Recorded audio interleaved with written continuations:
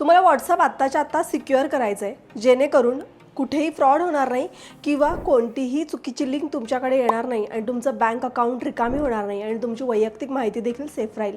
त्यासाठी तुम्हाला काय करायचं आहे, WhatsAppवरती जायचं आहे, त्यानंतर तुम्हाला 3 डॉट दिसतात, त्या ठिकाणी तुम्हाला क्लिक करायचं आहे। क्लिक केल्यानंतर तुम्हाला सेटिंगवरती क्लिक करायचं आहे। सेटिंगवरती क्लिक केल्यानंतर तुम्हाला प्रायव्हसी म्हणून ऑप्शन दिसतोय, त्या ठिकाणी जाऊन तुम्हाला क्लिक करायचं आहे। त्यानंतर तुम्हाला ॲडव्हान्स्ड म्हणून दिसतोय, ॲडव्हान्स्डमध्ये गेल्यानंतर तुम्हाला हे तिन्ही ऑप्शन्स ऑन करायचे आहे। यामुळे काय होणार आहे, यामुळे तुमचा IP ॲड्रेस सिक्युअर राहणार आहे आणि त्याचबरोबर जर एखादा समोरचा फ्रॉड करणारा असेल तर तुमचं बँक अकाउंट वाचू शकतं।